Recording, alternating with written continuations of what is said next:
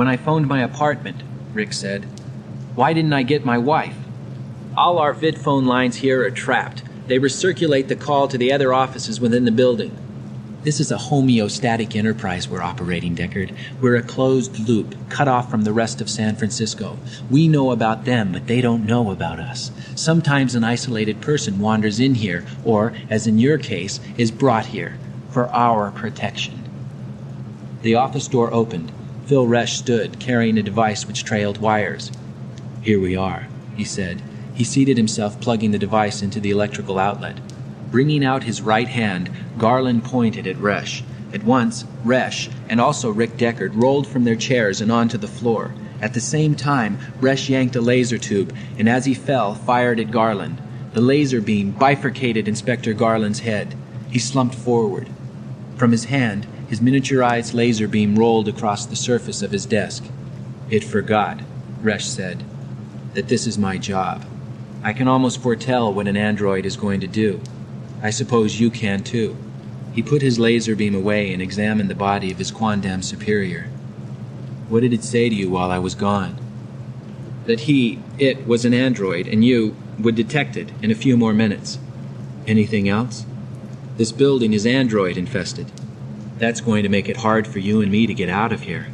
Nominally, I have the authority to leave any time I want, of course, and to take a prisoner with me. You realize, don't you, that you're going to have to double back to the Opera House to get Luba Luft before anyone here has a chance to warn her as to how this came out. Warn it, I should say. All right, I'll head directly back to the Opera House, assuming you can get me out of here. Pressing the key on the desk intercom, Phil Resch said, Inspector Garland has asked that no calls be put through to him for the next half hour. He's involved in work that can't be interrupted. Yes, Mr. Resch. Releasing the intercom key, Phil Resch said to Rick, I'm going to handcuff you to me during the time we're still in the building. Once we're airborne, I'll naturally let you go. He produced a pair of cuffs, slapped one onto Rick's wrist and the other around his own. Come on, let's get it over with. The elevator ceased rising.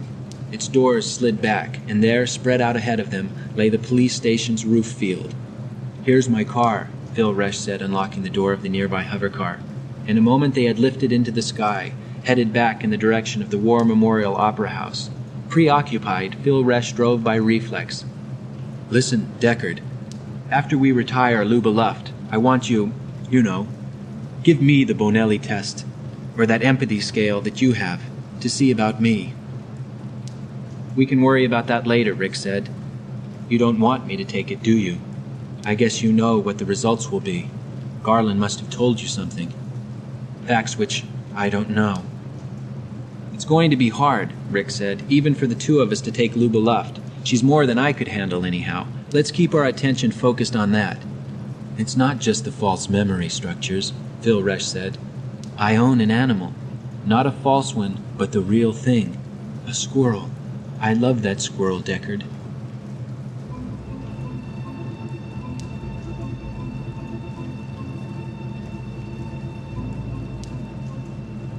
At the Opera House, Rick Deckard and Phil Resch were informed that the rehearsal had ended, and Miss Luba Luft had left.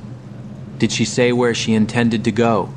Phil Resch asked the stagehand, showing his identification. Over to the museum. She said she wanted to take in an exhibit of Edvard Munch that's there now. It ends tomorrow. And Luba Luft, Rick thought to himself, ends today. They arrived at the museum, noted on which floor the Munch exhibit could be found, and ascended. Shortly they wandered amid paintings and woodcuts. Many people had turned out for the exhibit. Did you ever hear of an Andy having a pet of any sort? Phil Resch asked. For some obscure reason, Rick felt the need to be brutally honest. In 2 cases that I know of, Andy's owned and cared for animals, but it generally fails. The Andy is unable to keep the animal alive. Animals require an environment of warmth to flourish, except for reptiles and insects. Would a squirrel need that? An atmosphere of love? Because Buffy is doing fine, as sleek as an otter. I groom and comb him every day. There's Luba Luft, Rick pointed. Holding a printed catalog, Luba Luft stood absorbed in the picture before her, a drawing of a young girl, hands clasped together, seated on the edge of a bed, an expression of bewildered wonder on her face. Want me to buy it for you? Rick said to Luba Luft. He stood beside her, holding laxly onto her upper arm. On the other side of her, Phil Resch put his hand on her shoulder, and Rick saw the bulge of the laser tube. It's not for sale. Luba Luft glanced at him idly, then violently as she recognized him. I thought they arrested you. Miss Luft, he said, this is Mr. Resch. Phil Resch, this is the quite well-known opera singer Luba Luft. To Luba, he said, the harness bull that arrested me is an android. So was his superior. Did you know, an Inspector Garland? He told me that you all came here in one ship as a group. The police department in which you called, Phil Resch said to her, operating out of a building on mission, is the organizing agency by which it would appear your group keeps in touch. They even feel confident enough to hire a human bounty hunter, evidently. You? Luba Luft said. You're not human, no more than I am. You're an android, too. An interval of silence passed. Well, Phil Resch said, we'll deal with that at a proper time. To Rick, he said, let's take her to my car. They prodded her in the direction of the museum elevator. At the end of the corridor near the elevator, a little store-like affair sold prints and art books. Luba halted there, tarrying. Listen, she said to Rick. Buy me a reproduction of that picture I was looking at. The one of the girl sitting on the bed. After a pause, Rick said to the clerk, a heavy-jowled, middle-aged woman, do you have a print of Munch's puberty? Only in this book of his collected work. The clerk said. $25. I'll take it. He reached for his wallet. My departmental budget, Phil Resch said, could never in a million years. My own money. Rick handed the woman the bills, and Luba the book. It's very nice of you, Luba said as they entered the elevator. There's something very strange and touching about humans. An android would never have done that. She glanced icily at Phil Resch. It wouldn't have occurred to him. As you said, never in a million years. I really don't like androids. Ever since I got here from Mars, my life has consisted of imitating the human. Imitating, as far as I'm concerned, a superior life form. Isn't that how it's been with you, Resch? Trying to be. I can't take this. Phil Resch dug into his coat, groped. No, Rick said. He grabbed at Phil Resch's hand. The Bonelli test! It's admitted it's an android, Phil Resch said. We don't have to wait. But to retire it, Rick said, because it's needling you? Give me that!